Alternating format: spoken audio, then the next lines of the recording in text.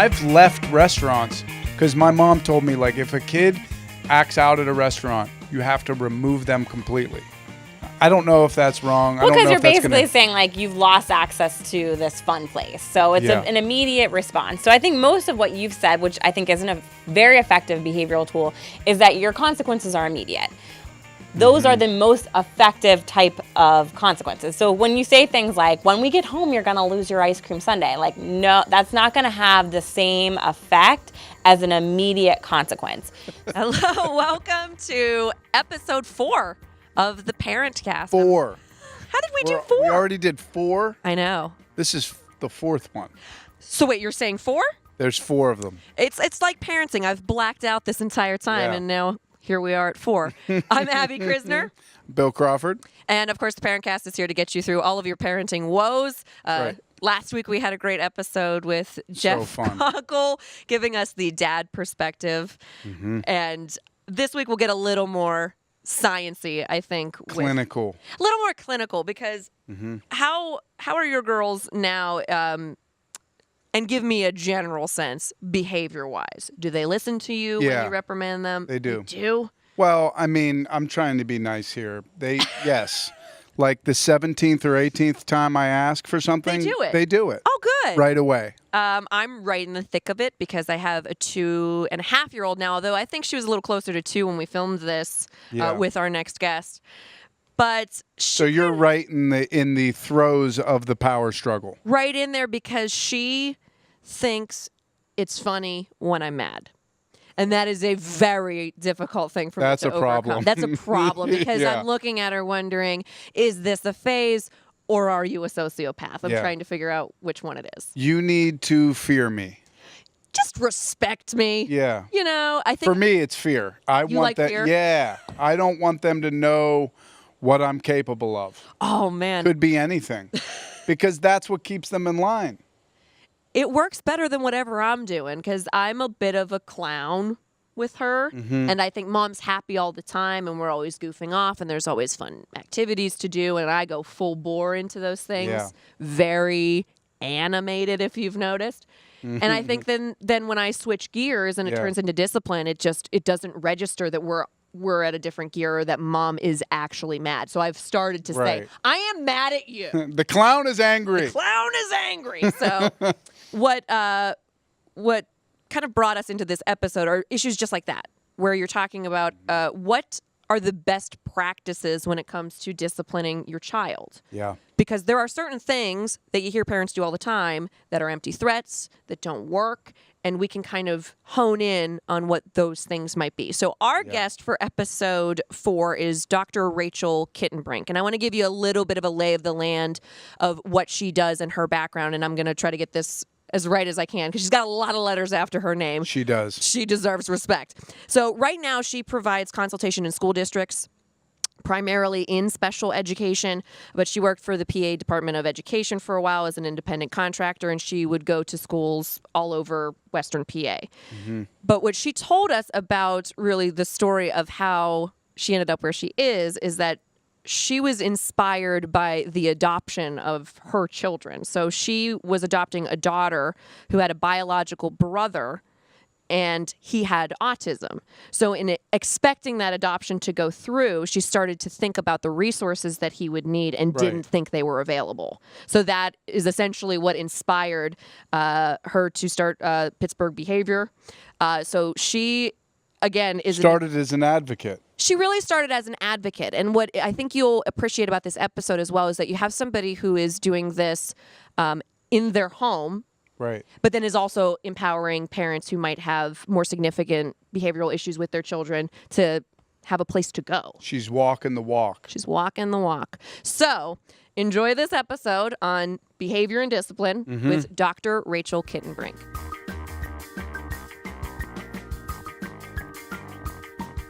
Your studies have been with special education and behavior. Yep. Is there an uptick? Like people talk about that they're seeing more autism now than they did before. Is that just they know how to diagnose it now? There's a lot of different theories about that question. I think there are definitely better diagnostic tools now. The ADOS is the kind of gold standard for identification of individuals with autism now, and for kids to participate in autism research studies and things like that, typically that assessment has to be delivered. But I think there is definitely an increased awareness factor. So certain populations within society are now in our culture are being identified at a higher rate. So where there was kind of under identification for African American children before, or children in low income families, I think because of the increased awareness that's been going on within society, I think that is increasing some assessment and then therefore identification rates. Okay. So I'm not sure that it's really that there's something that's like happening in our world that's having this increase, but Right. we just know really what it is know. now. Having you on this podcast, I think, is desirable because you're in this unique position of not only being a professional in this field, but you're also a parent. So you're constantly going to be teetering this line. Do you ever feel like when you're at home, like you know too much? Oh, yes, like all the time. I would love to shut off my brain constantly. My husband would really like me to shut off my brain. But yeah. Or do you ride him pretty hard? Like anything, you're revealing the HTML code of whatever tactic he's employing? He's been stuck with me for 20 years. So he knew exactly what he was getting into. Wow. So there's no excuses if he doesn't want to hear it. But he actually is very knowledgeable, though he has no formal training in working with individuals with special needs or behavioral issues. He's one of the most skilled people I know at providing the supports that at least our son needs. So I'm really thankful for that. But yeah, there are times where I'm like, I just wish I didn't know so I could just zone out and like hang out and not have to worry about what's going on right now. But no, it's a 24/7 thing. My son has pretty significant needs related to his behavior right now. He's 2, and having behavioral issues when you're 2 is somewhat normal, but because he has the autism diagnosis, it definitely makes it more complicated. So that actually might be a nice metric for parents to hear, that, to some degree, children, especially toddlers, are going to have behavioral issues. But at what point would you reference parents to get additional help? Like, when is the normal, like, run-of-the-mill bad behavior? When is biting, pinching, like, when's where it does it too cross much the where line? you'd be like, okay, maybe you want to talk to somebody? Right. So there's no black and white answer to that question. Obviously, every kid is different. Every situation is different. A ton of behavior is largely attributed to things that happen in the environment. So being aware of how you're responding is an important piece. But I would say for most families, if you've tried traditional interventions consistently and you're not getting the type of results that you anticipate. So if you determine that if children were fighting with the toy was removed and they had to sit out from play for so long, and then they could go back and play again, and you were using that same type of intervention repeatedly for the same type of behavior, and you weren't seeing any changes, or maybe you were actually seeing the behavior get worse, then that might be, a time to consider having another, set of eyes on it. I think as parents, you're kind of in this bubble where you're looking 24 hours a day at everything that's happening at your kid, and you're kind of hyper focused on whether or not what your kid's doing is normal and what the other kid is doing, next door is better or not where your child is. And it can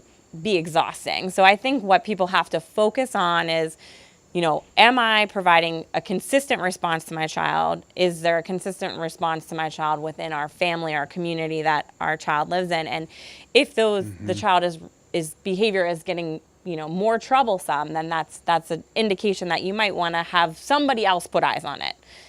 Sometimes, having outside support systems can be really helpful. So consistency is definitely key. The one thing that bothers me is like, and I try not to, because I read some books. I try to be as smart as I can as a parent, but then I'm reading like the child has not a fully developed frontal cortex, and I feel like I'm dealing with the guy from Memento, because no matter how I discipline them, they completely forget it like 2 minutes later. So how do you get that to stick? It's just learn by rote, where you just repeat. Right. So actually, I think it's easy to get sucked into looking at, if we read things about brain development and neuroplasticity of the brain and changes that occur at different ages, it can it can provide maybe some interesting information, but it really doesn't provide you with a lot of information about what to do. You're like, so you're okay, saying I that's should stop great. doing that. And that's what I, Stop that's going what on I'm the taking mommy away. blogs. They're the worst. Well, I think that information might be helpful for you, but the only way that you can change a behavior is based on what you observe. And so, there's well over 70 years of research and behavior analysis that shows that we can predict what a person can do in the future based off of what happened in that situation in the past. So when they were in a very similar situation in the past, what happened in the environment, and is that going to either increase the likelihood the behavior occurs or decrease the likelihood that the behavior occurs, and then make changes based off of that. So if the last time my son went and took a toy from his sister and pushed her down. Okay, let's say that happened, because it really does happen sometimes. Yeah, sure. Of course. Okay, so toy is taken, he pushes her down. If the last time I removed the toy, I said, no pushing your sister, put him in a 1-minute timeout, take him out. The next time we're in the same situation, he does it again. What do I know? I know that I've done something that increased the likelihood that he would do that in the future. And so there are really, behavior is not as complicated as we all want to believe it is. Basically, all behavior comes down to 2 key elements. You're either going to get or you're going to get out. Okay, that's it. Everything comes down to that. We want to believe like we are so deep that it's more than that, but it's really not. It's really you either want to get attention, you want to get items, you want to get access, or you want to get out. You want to get away from people, you want to get out of a demand, and everything kind of boils down to those kind of key pieces. And behavior analysis is called positive reinforcement, either trying to, doing a behavior to try and gain something positive, or negative reinforcement, trying to do something to get out or get away from something. Okay. So when we look at behavior and we're trying to decrease a behavior, what we need to look at first is what are we doing that's possibly increasing the likelihood this behavior occurs. So for my son, what we realized was that actually even recognizing the behavior, giving him attention to it by saying like, no hitting your sister, or no pushing your sister, was actually fueling it. Because it was getting a nice exaggerated response out of his loved ones.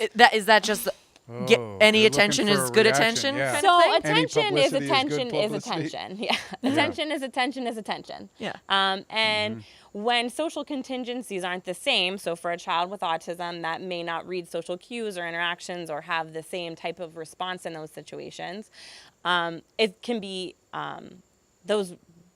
that element can be amplified, I guess. And in his situation, that's very true. But that's, attention serving as a reinforcer is true for all individuals. It's not like that's something that's specific to children with autism. Okay. So the question is, am I giving enough good attention that the value of attention decreases so he doesn't demonstrate behavior for negative attention? So how can I fill him up on positive attention so that he doesn't want to seek attention in that other way? And how do you do that? Whoa, yeah. That is like All right, I'm $1 hooked. million answer right there. So how is now with multiple kids that are only like, I have Irish twins, right? And both of them have pretty significant needs. So yeah, that is $1 million question that I wish I could give you a simple response to, but I can tell you what we do and what I recommend to families that I'm working with is that you basically pretend like you're a card dealer, right? So you're going from intense attention with one child to intense attention with the other child, and then back and forth.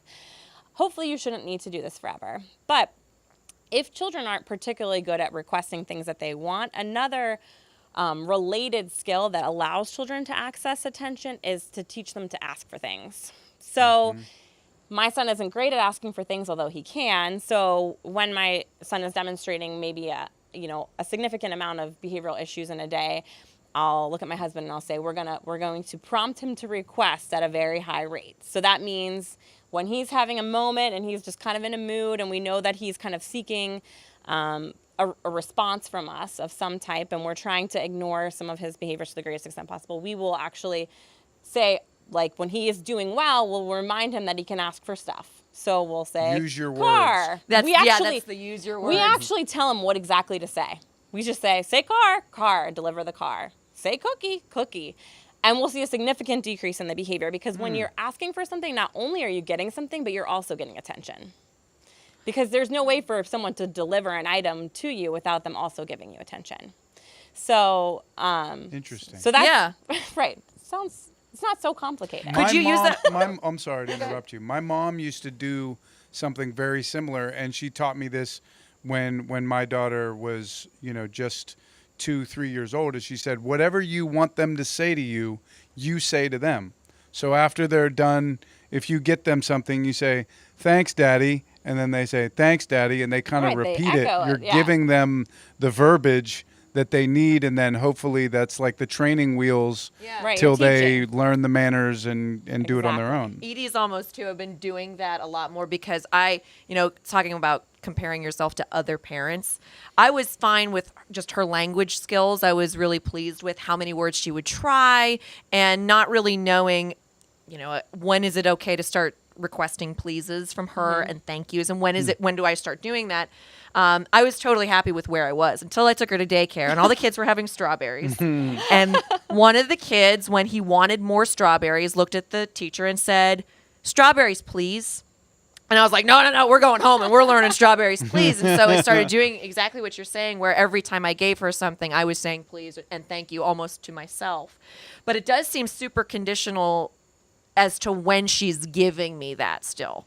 So we're learning as far as a comfort for us because we want to do a more behavioral approach. Positive, negative reinforcement is like, if we offer her milk, we'll say, please, while we're holding the milk, but then it feels like we're torturing her if she doesn't feel like doing it.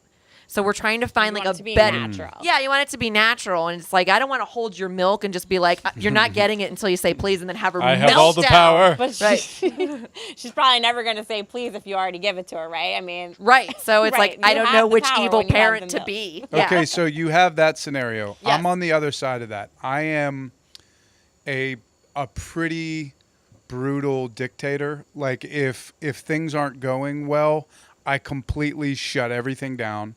I take all of the privileges away. The TV's off. The books come with me.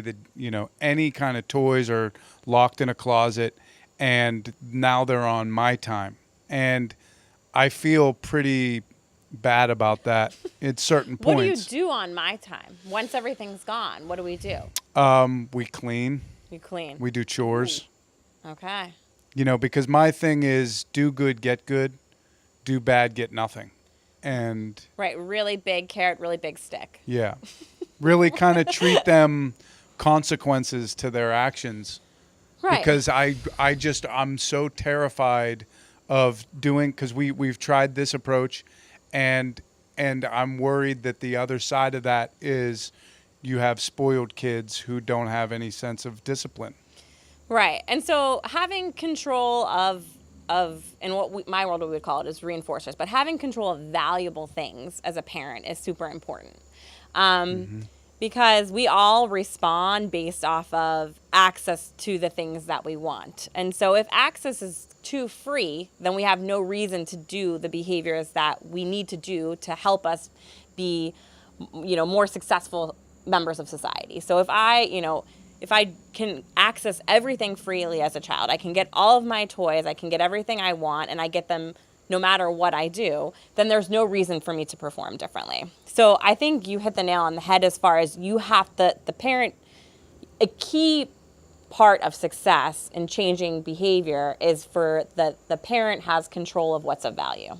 Now, that doesn't mean that you're always going to walk around with, the remote in your pocket and locks on everything. That doesn't mean you have to live in a rigid world where that's the case. But when you know what's of value to your children, which most parents do, then that should be, delivered contingently on them doing well. So, if my children are having a difficult time and demonstrating behavior I don't want them to show more of, then their access to items is removed as well. Because what the research shows is that if we have access to things that we really like, or that are considered reinforcers that will increase the behavior in the future, while we're demonstrating problem behavior of some type, some behavior we don't want our kids to show, then it actually will increase the likelihood they'll show that behavior again. So removing access to things that are of high value in those situations is makes a lot of sense in a lot of situations, but obviously the ages of the children and what their needs are totally different. Teaching a child to request is totally different than when you have a 7-year-old that's just not wanting to put their clothes in the hamper, right? Those types of situations are very different. So, if you're trying to get your child to teach manners, the reality is actually most typically developing children develop manners without specific teaching. You might do a few prompts here or there, but actually naturally develops usually when the kids are ready. So usually kids will start to add please and thank you without someone drilling them home. But if you wanted to teach it early, you can. I mean, obviously, just by doing it. You can, right. But the risk of teaching manners to kids before their language is really ready is that some kids become a little bit rote about it, and then it's not very natural. Like you're saying please just to say please, but you don't really inherently feel anything saying, about it. Give me the milk, please! And I'm screaming at the top of my lungs. The whole point of please is that it is a way of telling your listener that you're trying to respect them, right? Right. And if I'm screaming that kind of kills that whole idea. Because it would confuse you as a parent, too. You're like, well, you said please. Am I supposed to give it to you? Even though you're kind of a jerk about it? Right. So if I did give them milk after the screaming of, I want milk, please, that would increase the likelihood that they would scream, I want milk, please, in the future. Because when we deliver something that's of value, we're reinforcing or increasing the likelihood of anything that happens immediately before that. So if I was screaming it, then I'll probably scream it. If I was stomping my feet while I said it and then you gave it to me, I've increased the likelihood that you'll stomp your feet in the future. So I think what's important as parents is to remember you will get in the future what you have directly reinforced now. So if I'm really tired and I just decide to give the milk in that moment, I can know that likelihood is that tomorrow I'll probably have some stomping or some screaming. But as far as if I were trying to teach please, I would probably intersperse it. I would sprinkle it. I wouldn't, beat a dead horse. I would say I'd use please sometimes. If she says please, I would give her more and better. So if she spontaneously comes up to you and says, I want a cracker please, or cracker please, I would give her 3 crackers instead of just 1. To show her, like, that's it, girlfriend. Yeah, of your own doing, you did right. Right. That's taking really I think having the science behind it helps so much because it kind of reinforces as a parent that what you think is correct and that it works. But I think when you take the science out of it, one of the things that is difficult for parents to initiate and be consistent with discipline is it kind of feels awful.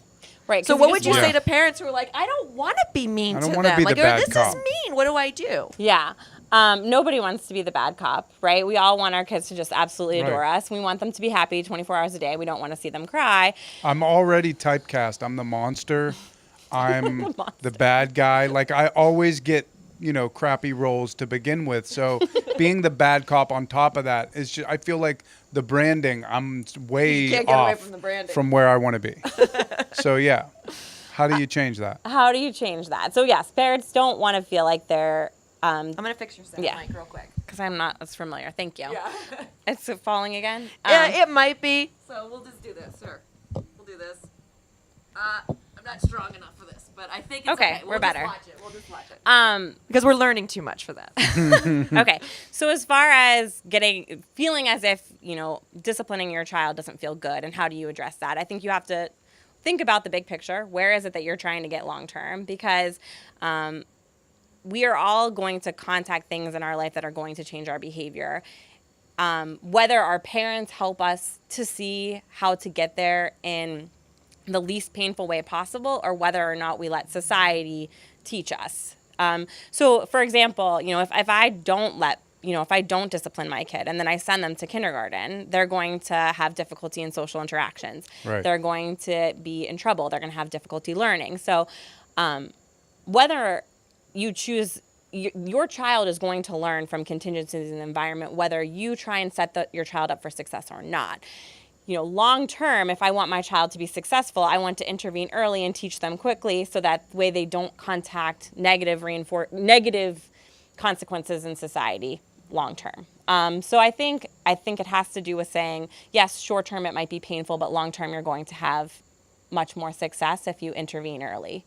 because the patterns that we establish with our kids can make it much harder to change behavior. So if we don't address a behavior for a significant amount of time and then we decide, okay, now enough's enough, what we've done is we've taught the child a pattern of what to expect from us. And then teaching them something else makes it much more difficult for them. It's going to take them maybe 2, maybe 3, maybe 5, maybe 10 times longer to learn that behavior because we didn't address it when we knew we should have. So as hard as it can be to say, yeah, I'm going to put my foot down, or yeah, I'm going to stick and I'm just going to, I told them to pick up the cracker. I'm just going to stand here and say, pick up the cracker for the next 10 minutes until they pick up the cracker. And yeah, they're screaming on the floor and they're acting like the world is ending, but teaching them to pick up the cracker now is a lot better than having a child that's not able to follow demands within the community long term. Right? So as parents, our goal is to give our kids the best shot that they can have to be successful and happy. Right? And so, sometimes that means, that we have to be direct. But now, if you're that typecast monster person, that's hard. So I think then you have to try and find a balance of how you sprinkle those positives and,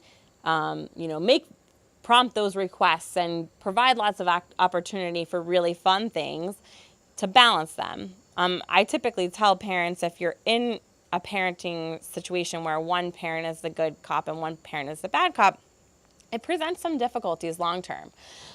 So trying to balance that out is a good idea. So having, the other parent run, be more consistent with the consequences when a behavior occurs, like turning off the TV and cleaning up the room or whatever the case may be, and having the parent that's maybe more typecast as the bad cop work on identifying new ways to interact with the children and with things that they might find interesting and engaging, and so that you can kind of balance that out.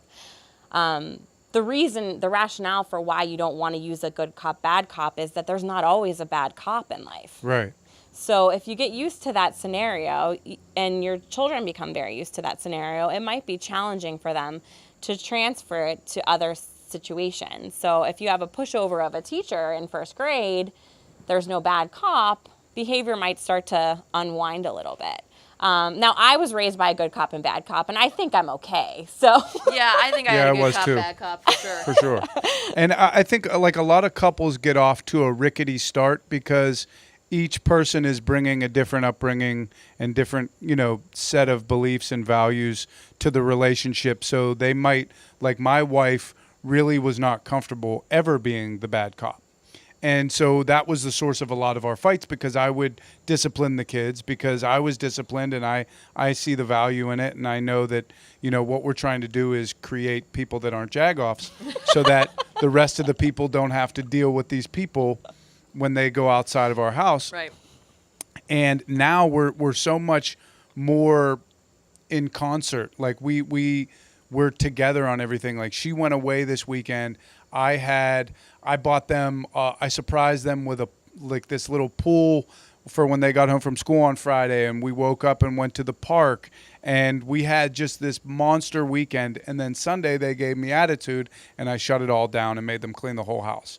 And I told my wife, hey, I know you're on your way home. I hope you enjoyed your weekend. Just a heads up, things went sour here, and I kind of need you to have my back. And she came in, and before anything happened, we had a conversation as a family on why that type of behavior is unacceptable, and what we're trying to do here, and how lucky they have it, because we want them to have perspective, because it's difficult because you want to spoil your kids, but then you're like, I don't want a spoiled kid. Right. I'm reading this book, and the author escapes me. I think I brought it up at another Parentcast, which was called The Opposite of Spoiled, and talking about that the children that truly grow up to be spoiled have no limitations, or that they're never given any sense of that, anything is inappropriate, and there's just a lack of general structure. But spoiled is really on the top of the list of some parental fears, because you would think it would be illness and it would be all these other things, but when parents are asked, what's one of the things that you hope for your children? I just don't want them to be spoiled. Ungrateful is just the absolute worst. I think what you said, though, that hits the nail on the head, is that you guys are aligned and you came at it together. So no two people are going to respond to behavior exactly the same, right? That's just, we're all individuals. And we can do our best to come up with a united front. And I think that's where families struggle, but that's, I think, what kids really need is to understand that it's not going to change whether someone else comes in and, the scenario, the consequences, everything will be the same. And I do think that, I would agree that that being spoiled is definitely a concern, but I think you're totally right. It's about having consequences. It's about accessing things. Like I was saying, adults control the valuable things. If adults control the valuable things, there's no concern about being spoiled, right? Because you're going to give those things contingently on them doing well, right? The better you do, the better the stuff you get. The more that you're struggling, the more you're doing stuff that's really not that cool, the less cool stuff you're going to get. And that's ultimately how we learn a lot of things in this world. That's how we learn to perform in work environments. It's not just kids. This is how we all learn. Right. Do you think that there's an uptick with that fear, though? Because I think where it could stem from is like everybody has to work now. And so you have some pretty guilt-ridden parents that are like, I'm not around as much as I'd like to be. So here's a toy, even though, you were kind of acting out the other day. But I miss you. But I miss you, and I kind of want to feel good inside.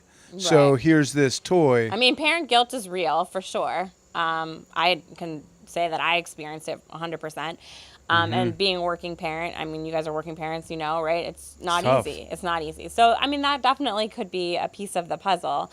And there are times where, giving toys and giving access to stuff is just easier. Sometimes saying, pick up the cracker for 20 minutes, that's not fun for me. Right? So, I feel like I'm going insane. And I've actually lost my mind in a supermarket in front of a whole bunch of people, Really? where my daughter. Do you remember when it was over? Because my daughter would request things. Oh, can I have a cracker? Can I have a cracker? Can I have a cracker? And I'd be like, I don't have any crackers. And then I'd look around and I'd be like, okay, we have to leave. And I'd just abandon the shopping cart and be like, that was bad. Yeah. I need to not go back to that Giant Eagle ever again.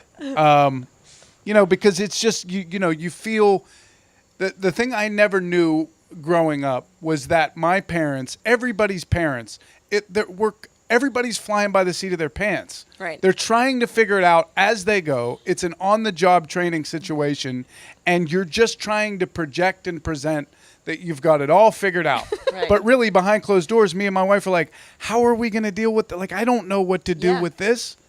Yeah. We can't get her to put her clothes on in the morning. Right. She's 7. Where you guys kind of have leveled up in terms of working as a team, with your girls being a little bit older. I feel like Joe and I are just at that fork in the road because she'll be 2 next month, which put a pin in. I want to ask you about the terrible 2s for sure. But, we were at the arts festival. And at the arts festival, we were having an issue because Edie wanted to jump in the point. She wanted to go in the fountain and did not understand that we were not going in the fountain. And it was over and over, and then there was a meltdown. But there's other people in the fountain. There were not. That's the problem. Oh, there wasn't? No one was in the fountain. It was not even a question. That's rare. So I told her, I said, I didn't want to leave. So I said, it looks like you need a break. Let's go take a break. Picked her up. We take her to a little tree. And as we're sitting down and she's just kind of mellowing out from the tantrum, I said to Joe, I think we're at this point with her where, we've been in a weird living situation because we're moving. So she has a lot of caretakers. Most of them are grandparents, and grandparents, that's the whole role, is just to spoil the crap out of them. All good cops. I said, this is unraveling. This is unraveling. I'm worried that unless she's not the most important person in the room all the time, but she's not getting enough no's. She's not getting enough of this reinforcement that whatever she asks for is not okay. And he had said to me, I feel like she's 2. So my husband said that to me about 100 times. He says that to me all the time. Okay, I'm glad. Apparently, it comes in the husband. Because if he's saying it to you, then I feel a little bit better. But that kind of begs that question: at what point is it okay to start this training? What point can you do the timeout chair? Can you do those kind of things? There's no black and white rule. Some of the research says if you're going to use timeout, it would be a minute per age. So 2 minutes for a 2-year-old, 3 minutes for a 3-year-old would be appropriate. I think saying no is something that's going to come naturally. I mean, some people can, have an 18-month-old that has been, they have been consistent with saying no, and the child has learned that they're not going to give in ever, and they'll start to accept it much earlier. So there's no black and white rule. I think it's whenever, usually for most families, it's when the parents can't put up with it anymore, that they're like, this is it, we have to tackle this, Yep. Here we go. It's like when you get rid of the bottle, and it's like when you get rid of the Sure. binky. It's just kind of like when you're like, we're ready, we have to do something. And I feel like a kid is like a dog that can smell fear. Like they can smell a yes. So even if you They think can like in smell the back of your head, like I'm going to fold here. Yeah. They're like, we know we're close. And they know, like, We're public close. places are where you fold, where there's a lot of people watching. She does know that. Public places are where we all fold. It's because you are so mortified at the possibility of being embarrassed as a parent in public that you don't know what to do. And I've left restaurants because my mom told me, like, if a kid acts out at a restaurant, you have to remove them completely. I don't know if that's wrong. Well, I don't because know you're if that's basically gonna... saying, like, you've lost access to this fun place. So it's Yeah. an immediate response. So I think most of what you've said, which I think is a very effective behavioral tool, is that your consequences are immediate. Those are the most effective type of consequences. So when you say things like, when we get home, you're going to lose your ice cream sundae, like, no, that's not going to have the same effect as an immediate consequence. So we learn fastest when the consequences occur quickly in relation to the behavior. So the more time that passes, the less likely we are going to decrease that behavior in the future. So removal from the restaurant, I could see if the restaurant is something that is valuable to the kid, removing that from the restaurant would probably get them to shape up next time. Yep. This What is you have to be validation. careful of, though, what you have to Oh. be careful of is, Celebrated too early. well, it depends on why the behavior is occurring. If it's because the child wants out of the restaurant, removing them from the restaurant will actually probably cause you a problem. Because Why? it's what they wanted. They didn't It's want to what be they there. wanted, right? So the next time they go into the restaurant, as soon as they get there, dump the drink, right? Right. So it So really what do I have to depends do? on- Make them start working at the restaurant? Like you're actually never leaving here. We need friends who work in the kitchen. You act up. You're going in the kitchen, washing dishes. There you go. That's a tough one. So, Oh, right. I hope they never do that. Right. So you have to know why. And that's true. And that's the biggest issue. And that's, I think, what most parents struggle with most is you have to look at the why. It's not about what the behavior is, because the behavior can look very different for different kids. But it's about why. Is it because I wanted your attention? Is it because I wanted out of this restaurant? Or is it because I wanted your attention and your attention is diverted in this restaurant, right? But if I'm enjoying the restaurant and it's removed from me, then yeah, I probably will act better the next time I'm in a restaurant. But if it's that I don't like sitting at restaurants, because when I'm at restaurants, my parents ignore me and they talk to each other and they talk to their friends. So the key piece when intervening is figuring out why. It seems like that could pose a challenge to parents because essentially what you are having to do is you can't threaten anything you're not willing to do. That's If you don't want to 100 leave the restaurant, Empty then threats don't work. it No, stinks empty- for you, and then you don't follow through on it. Right. Empty threats are not good. Negotiations aren't good either. The 1, 2, 3 count, I wouldn't recommend that either. How do you get That's the good to know. negotiations to stop? Because it seems like they are trying to negotiate seriously the entire time they're awake. Well, especially because your girls are older and have Older. the language skills Right. to truly Right. start to be versed in this. I got Right. 2 Drew Rosen houses for kids. I mean, they want a better deal. They want a better activity. They think that their day should be booked up from morning till night with fun activities and great food and wonderful desserts and sleepovers and movies. Sounds like and a magical world, It would be, but it's not real. but it's just not real. It's not real. I mean, I'm trying to accommodate. Like, So I want to be a good parent. Like, my insecurities precede them. So I want you to like me. Like, I really do. But I just can't let you get it all. Right. Yeah, so negotiation is difficult, right? Older kids obviously are going to negotiate more because they have the language skills and because negotiation is effective not only at home but also in other environments, right? So I think why do we negotiate? Let's go back to that. Because in the past, when we have asked somebody for something else in a situation, they've delivered it, right?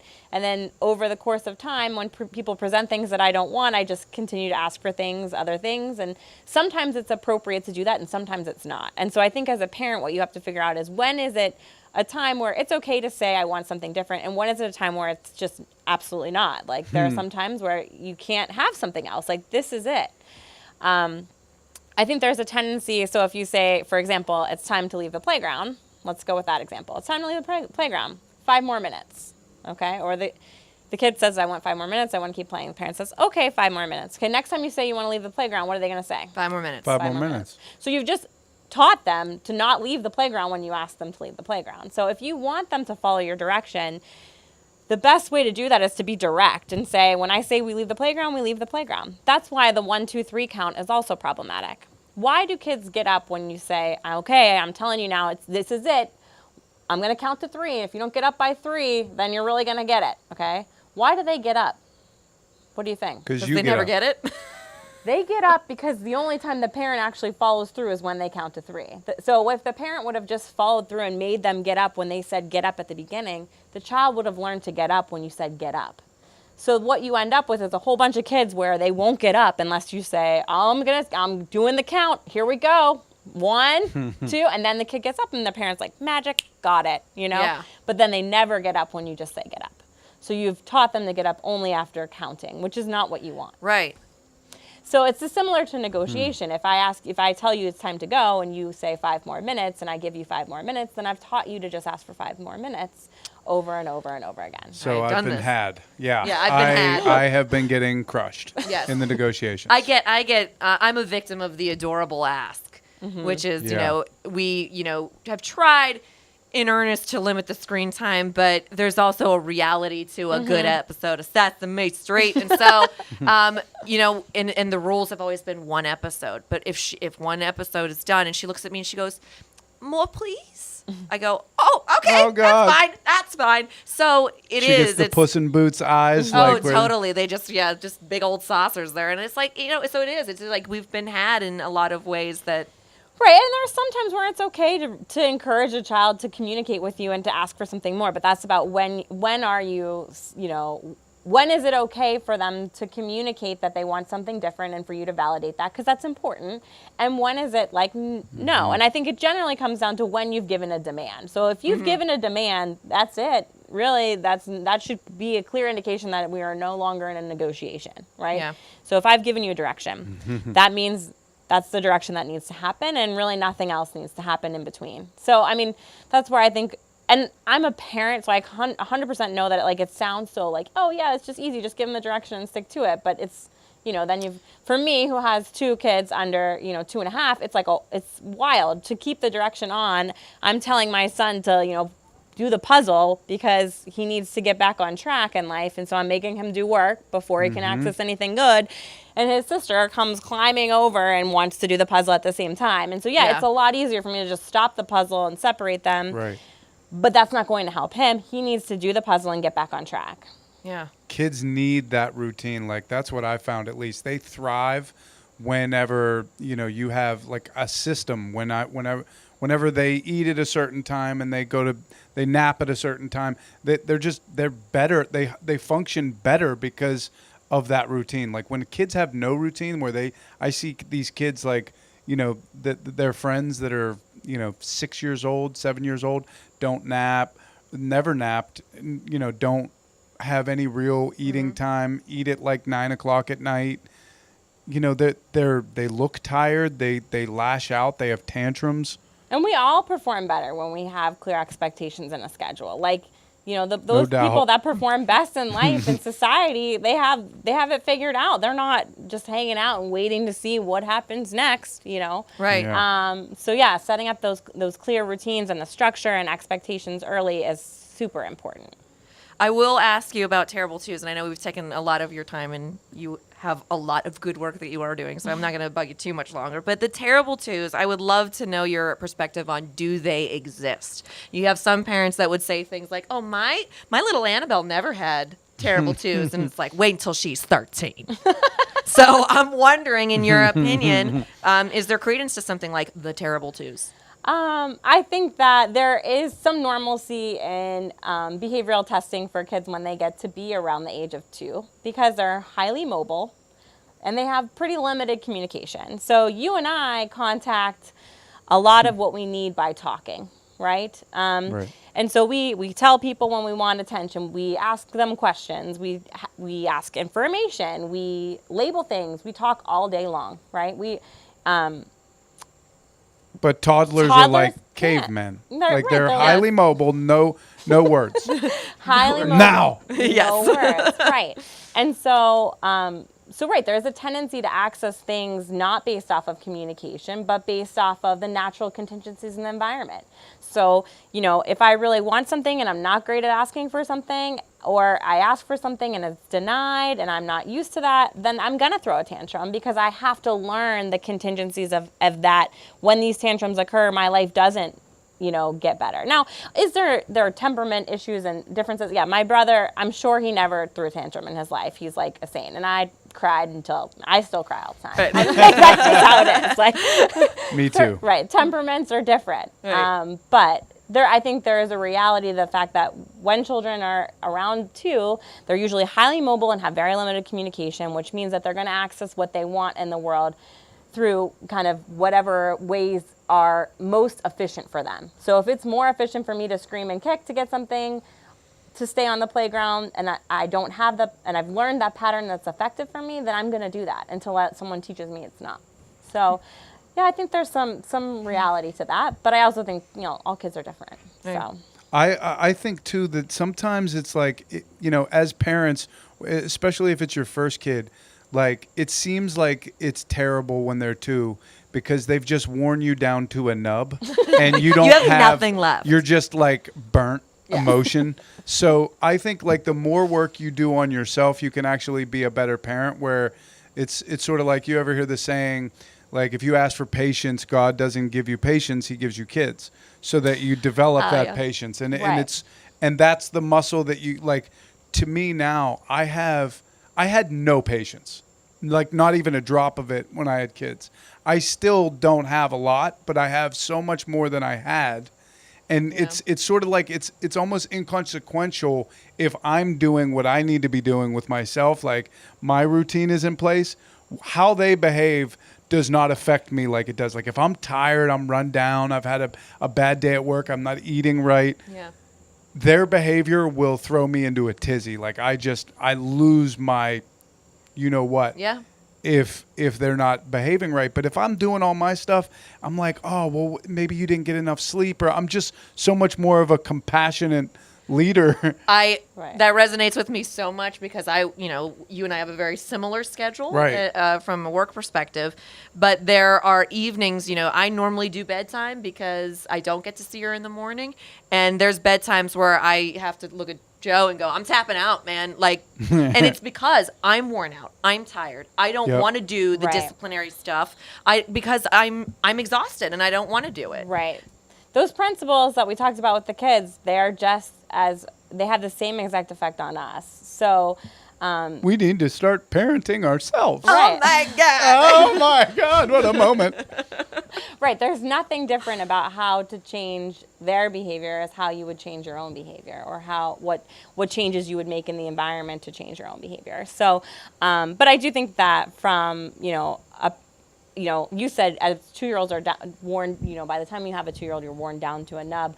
Right. Lack of sleep is a really real thing. I mean, there's a reason that it's used in torture. Like, it actually has a huge effects on the body. Yeah. So, I think parents recognizing that they do have to also analyze kind of where they are and work at improving kind of how they can take care of themselves is a huge piece of being able to help your children. Because if you're really that worn down, then it's hard. And trust me, I think I'm in it. Like, I'm in the worn down. And it comes back to that. Right. It comes back to that guilt thing. Like, you feel bad doing anything for yourself because you're already working, and any free time has to go directly to them. But by doing that, you're really not setting yourself up for success.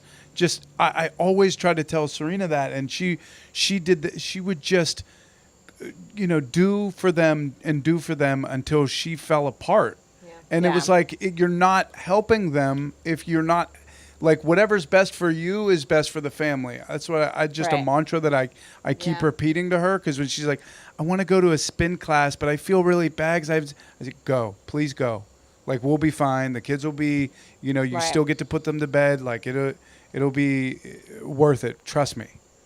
And it always is. Like, we just have to keep you have remembering. to, like, stop yourself in time and just say, like, we have to focus on us too, because kids are going to be, you're going to be more consistent. You're going to be more aligned. You're going to have a longer fuse. All of those things if you're well taken care of. And so I think it's the kind of thing that you kind of have to stop and check yourself, or check your spouse or check your partner and say, like, where are we? Like, what do we need to do differently? Because I think that's what parenting is, at least. I mean, I'm a relative newbie to this parenting thing, but I feel like, every so often we just keep looking at each other and saying, okay, like, what do we need to do different now? Right.